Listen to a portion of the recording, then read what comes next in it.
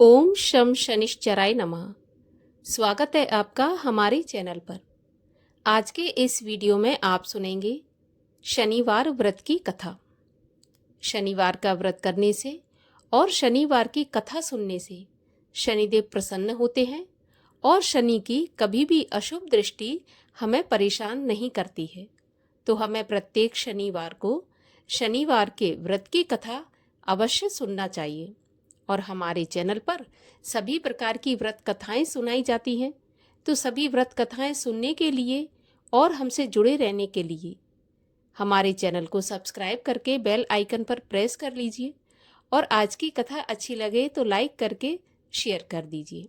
तो चलिए अब हम सुनते हैं शनिवार व्रत की कथा।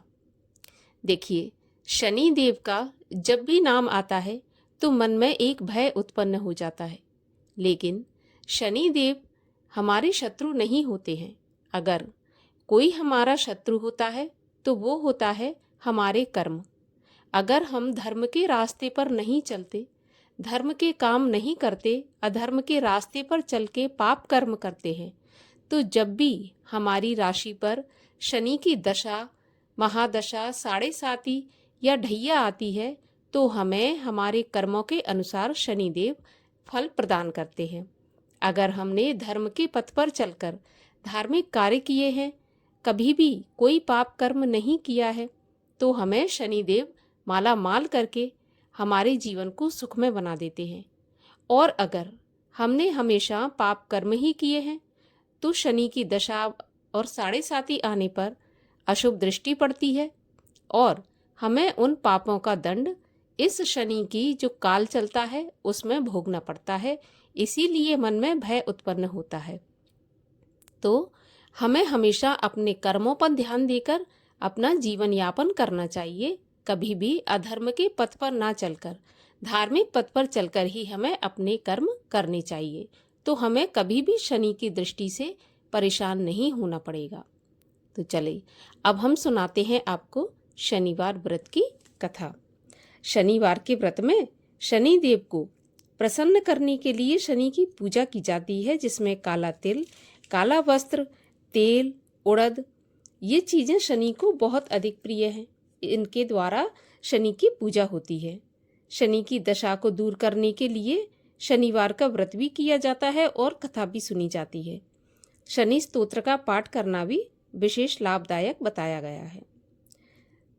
कथा के अनुसार एक बार की बात है, सूर्य, चंद्रमा, मंगल, बुध, बृहस्पति, शुक्र, शनि, राहु और केतु, इन ग्रहों में आपस में झगड़ा हो गया। झगड़ा इस बात का था कि सभी आपस में कह रहे थे कि हम सब में से बड़ा कौन है। सब अपने आप को बड़ा बता रहे थे। जब आपस में कोई निश्चय नहीं हो सका तो सबके सब आपस में झगड़ते हुए इंद्र के पास गए और कहने लगे कि आप तो सभी देवताओं के राजा हो, इसलिए आप हमारा न्याय करके हमें बताओ कि हम 9 ग्रहों में सबसे बड़ा कौन है। राजा इंद्र इनका प्रश्न सुनकर घबरा गए और कहने लगे कि मुझ में यह सामर्थ्य नहीं है कि मैं किसी को बड़ा या छोटा बताऊं। मैं अपने मुख से कुछ भी नहीं कह सकता हूँ। हाँ, एक उपाय बता सकता हूँ। इस समय पृथ्वी पर राजा विक्रमादित्य दूसरों के दुखों का निवारण करते हैं, इसीलिए तुम सब मिलकर उन्हीं के पास जाओ, वही तुम्हारे दुखों का निवारण करेंगे। ऐसा वचन सुनकर सभी ग्रह देवता चलकर पृथ्वी लोक में राजा विक्रमादित्य की सभा में जाकर उपस्थित हुए और अपना प्रश्न राजा के सामने रखा। राजा उनकी बात सुनकर चिंता में पड़ गए कि मैं अपने मुख से किसको बड़ा और किसको छोटा बताऊं। जिसको भी छोटा बताऊंगा वही क्रोध करेगा। परंतु उनका झगड़ा तो निपटाना था, इसलिए राजा ने एक उपाय सोचा। राजा ने सोना, चांदी, कांसा, पीतल, शीशा, रांगा, जस्ता, अभ्रक और लोहा, इन 9 धातुओं के 9 आसन बनवाए। सब आसनों को क्रम से, जैसे सोना सबसे पहले और लोहा सबसे पीछे बिछाया गया। इसके पश्चात राजा ने सभी ग्रहों से कहा कि आप सब अपने अपने सिंहासनों पर विराजमान हो जाइए। जिसका आसन सबसे आगे वह सबसे बड़ा और जिसका आसन सबसे पीछे वह सबसे छोटा। क्योंकि लोहा सबसे पीछे था और शनिदेव का आसन था। इसलिए शनिदेव ने समझ लिया कि राजा ने मुझको सबसे छोटा बना दिया।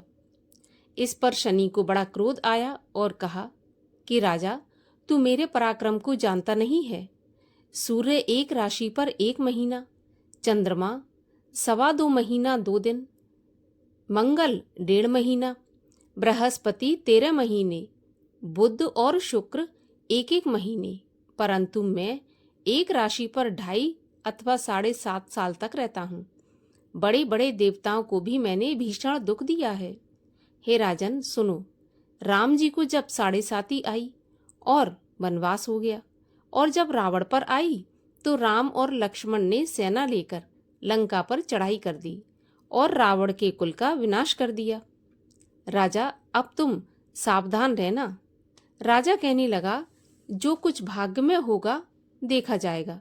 उसके बाद अन्य ग्रह तो प्रसन्नता के साथ चले गए, परंतु शनिदेव बड़े क्रोध के साथ वहां से पधारे। कुछ काल व्यतीत हो जाने पर जब राजा को 7.5 की दशा आई तो शनिदेव घोड़ों के सौदागर बनकर अनेक सुंदर से घोड़े साथ में लेकर राजा की राजधानी में आए। जब राजा ने सौदागर के आने की खबर सुनी तो अपने अश्वपाल को अच्छे अच्छे घोड़े खरीदने की आज्ञा दे दी। अश्वपाल ऐसी अच्छी नस्ल के घोड़े देखकर और उनका मूल्य सुनकर चकित हो गया और तुरंत ही अपने राजा को इस बात की सूचना दी। राजा उन घोड़ों को देखकर एक अच्छा सा घोड़ा चुनकर सवारी के लिए चढ़ा।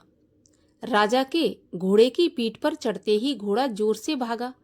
घोड़ा बहुत दूर एक जंगल में जाकर राजा को छोड़कर गायब हो गया। इसके बाद राजा अकेला जंगल में भटकता फिरता रहा। बहुत देर के पश्चात राजा ने भूख और प्यास से दुखी होकर भटकते भटकते एक ग्वाले को देखा। ग्वाले ने राजा को प्यास से व्याकुल देखकर पानी पिलाया। राजा की उंगली में एक अंगूठी थी, सो राजा ने उसे निकालकर खुशी खुशी उस ग्वाले को दे दी और शहर की ओर चल दिया। राजा शहर में पहुंचकर एक सेठ की दुकान पर जाकर बैठ गया और अपने आप को उज्जैन का रहने वाला और अपना नाम बीका बताया। सेठ ने उसको कुलीन मनुष्य समझकर जल आदि पिलाया। भाग्यवश उस दिन सेठ की दुकान पर बिक्री बहुत अधिक हुई। तब सेठ उसको भाग्यवान पुरुष समझकर भोजन कराने के लिए अपने साथ ले गया। भोजन करते समय राजा ने आश्चर्य की एक बात देखी कि खूंटी पर हार लटक रहा है और वह खूंटी उस हार को निगल रही है। भोजन के बाद कमरे में आने पर जब सेठ को हार नहीं मिला तो सबने यही निश्चय किया कि सिवाय बीका के तो इस कमरे में कोई आया नहीं, तो हार भी इसी बीका ने चुराया होगा। परंतु जब बीका से इस बारे में पूछा गया तो उसने साफ साफ मना कर दिया कि मैंने हार नहीं चुराया। इस पर 5-7 आदमी इकट्ठे होकर उसको फौजदार के पास लाए। फौजदार ने उसको राजा के सामने उपस्थित कर दिया और कहा कि ये आदमी भला तो प्रतीत होता है, चोर मालूम तो नहीं होता, परंतु सेठ का कहना है कि इसके सिवाय कोई और घर में नहीं आया, तो हार भी इसी ने चोरी किया है। तब राजा ने आज्ञा दी कि इसके हाथ पैर काटकर इसको चौरंगिया किया जाए। राजा की आज्ञा का तुरंत पालन किया गया और बीका के हाथ पैर काट दिए। इस प्रकार कुछ काल व्यतीत होने पर एक तेली उसको अपने घर ले गया और कोल्हू पर उसको बैठा दिया। बीका उस पर बैठा बैठा अपने जुबान से बैल हाँकता रहा। शनि की दशा समाप्त हो गई और एक रात को वर्षा ऋतु के समय वह मल्हार राग गाने लगा। उसका गाना सुनकर उस शहर के राजा की कन्या उस राग पर मोहित हो गई और दासी को खबर लेने के लिए भेजा कि देखकर आ, ये शहर में कौन गा रहा है। दासी पूरे शहर में घूमती फिरती क्या देखती है कि एक तेली के घर में चौरंगिया गा रहा है। दासी ने महल में आकर राजकुमारी को सारा वृत्तांत सुना दिया। बस उसी क्षण राजकुमारी ने अपने मन में यह प्रण कर लिया कि चाहे कुछ भी हो, इस चौरंगिया के साथ ही विवाह करूंगी। प्रातःकाल होते ही जब दासी ने राजकुमारी को जगाना चाहा तो राजकुमारी तो अनशन व्रत लेकर पड़ी रही। तब दासी ने रानी के पास जाकर राजकुमारी के ना उठने का वृत्तांत कहा। रानी ने तुरंत ही वहां आकर राजकुमारी को जगाया और उसके दुख का कारण पूछा। तो राजकुमारी कहने लगी कि माताजी, मैंने यह प्रण कर लिया है कि तेली के घर में जो चौरंगिया है मैं उसी के साथ विवाह करूंगी। माता ने कहा, पगली, कैसी बात कर रही है? तेरा विवाह तो किसी देश के राजा के साथ किया जाएगा। कन्या कहने लगी, माताजी, मैं अपना प्रण नहीं तोड़ूंगी। माता ने चिंतित होकर यह बात राजा को बताई।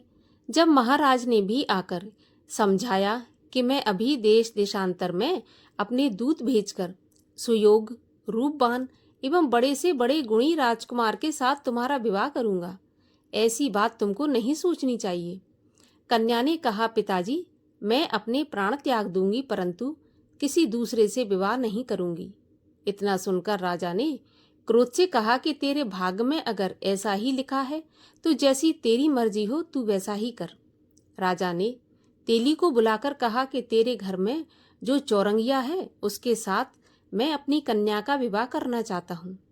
तेली ने कहा, महाराज, ये कैसे हो सकता है? कहाँ आप हमारे राजा और कहाँ मैं एक तेली? परंतु राजा ने कहा कि भाग्य के लिखे को कोई नहीं टाल सकता। अपने घर जाकर विवाह की तैयारी करो। राजा ने उसी समय तोरण और बंधनवार लगवाकर अपनी राजकुमारी का विवाह चौरंगिया बना विक्रमादित्य के साथ करा दिया। रात्रि को जब विक्रमादित्य और राजकुमारी महल में सोए तो आधी रात के समय शनिदेव ने विक्रमादित्य को स्वप्न दिया कि राजा कहो, मुझको छोटा बताकर तुमने कितना दुख उठाया है। राजा ने क्षमा मांगी। शनिदेव ने प्रसन्न होकर विक्रमादित्य को हाथ पैर वापस दे दिए। तब राजा ने कहा, महाराज, मेरी आपसे एक प्रार्थना है जो आप स्वीकार करें कि जैसा दुख आपने मुझे दिया है ऐसा किसी और को नहीं देना। तब शनिदेव ने कहा कि तुम्हारी यह प्रार्थना स्वीकार है। जो मनुष्य मेरी कथा सुनेगा या कहेगा उसको मेरी दशा में कभी किसी प्रकार का दुख नहीं होगा, और जो नित्य ही मेरा ध्यान करेगा या चींटियों को आटा डालेगा उसके सभी मनोरथ पूर्ण होंगे। इतना कहकर शनिदेव अपने धाम को चले गए। राजकुमारी की आंख खुली और उसने देखा कि राजा के हाथ पांव सलामत हैं, तो उसके आश्चर्य का ठिकाना नहीं रहा। उसको देखकर राजा ने अपना समस्त वृत्तांत कह सुनाया कि मैं उज्जैन का राजा विक्रमादित्य हूँ। यह बात सुनकर राजकुमारी बहुत प्रसन्न हुई। प्रातःकाल राजकुमारी से उसकी सखियों ने पूछा तो उसने अपने पति का सारा हाल कह सुनाया। तब सबने प्रसन्नता प्रकट की और कहा कि ईश्वर ने आपकी मनोकामना पूरी कर दी। जब उस सेठ ने यह बात सुनी तो वह विक्रमादित्य के पास आया और राजा विक्रमादित्य के पैरों में गिरकर क्षमा मांगने लगा कि आप पर मैंने चोरी का झूठा आरोप लगाया, अतः आप मुझको जो चाहें दंड दें। राजा ने कहा, मुझ पर शनिदेव का प्रकोप था, इसी कारण यह सब दुख मुझको प्राप्त हुआ। इसमें तुम्हारा कोई दोष नहीं है। अपने घर जाकर तुम अपना कार्य करो। सेठ बोला कि मुझे तभी शांति होगी जब आप मेरे घर चलकर प्रीति भोज करेंगे। राजा ने कहा कि जैसी आपकी इच्छा। सेठ ने अपने घर जाकर अनेक प्रकार के सुंदर भोजन बनवाए और राजा विक्रमादित्य को प्रीति भोज कराया। जिस समय विक्रमादित्य भोजन कर रहे थे तब एक अत्यंत आश्चर्य की बात सबको दिखाई दी कि जो खूंटी पहले हार निगल रही थी अब वह उगल रही है। जब भोजन समाप्त हो गया तो सेठ ने हाथ जोड़कर बहुत सी मोहरें राजा को भेंट की और कहा कि मेरे श्री कंवर नाम की एक कन्या है, आप उसका पाणी ग्रहण करें। इसके बाद सेठ ने अपनी कन्या का विवाह राजा के साथ कर दिया और बहुत सा दान दहेज आदि दिया। इस प्रकार कुछ दिनों तक वहां पर निवास करने के पश्चात विक्रमादित्य ने शहर के राजा से कहा कि अब मेरी उज्जैन जाने की इच्छा है। फिर कुछ दिन के बाद विदा लेकर राजकुमारी मनभावनी और सेठ की कन्या श्री कवरी के साथ दोनों जगह के दहेज में प्राप्त अन्य दास दासी, रथ और पालकियों के साथ राजा विक्रमादित्य अपने शहर उज्जैन की तरफ चल पड़े। जब शहर के पास पहुंचे तो नगरवासियों को राजा के आने का समाचार ज्ञात हुआ, तो समस्त उज्जैन की प्रजा राजा की अगवानी के लिए आई। तब बड़ी प्रसन्नता से राजा अपने महल में पधारे। सारे शहर में बड़ा भारी महोत्सव मनाया गया और रात्रि को दीपमाला की गई। दूसरे दिन राजा ने शहर में यह सूचना कराई कि शनि देवता सभी ग्रहों में सबसे ऊपर हैं। मैंने इनको छोटा बताया, इसी से मुझको ये दुख प्राप्त हुआ है। इस कारण सारे शहर में सदा शनिदेव की पूजा और कथा होने लगी। राजा और प्रजा अनेक प्रकार के सुख भोगते रहे। जो कोई शनिदेव की इस कथा को पढ़ता है या सुनता है, शनिदेव की कृपा से उसके सभी दुख दूर हो जाते हैं। शनिवार को शनिदेव की यह कथा अवश्य पढ़ना चाहिए या सुनना चाहिए। बोलिए शनिदेव महाराज की जय।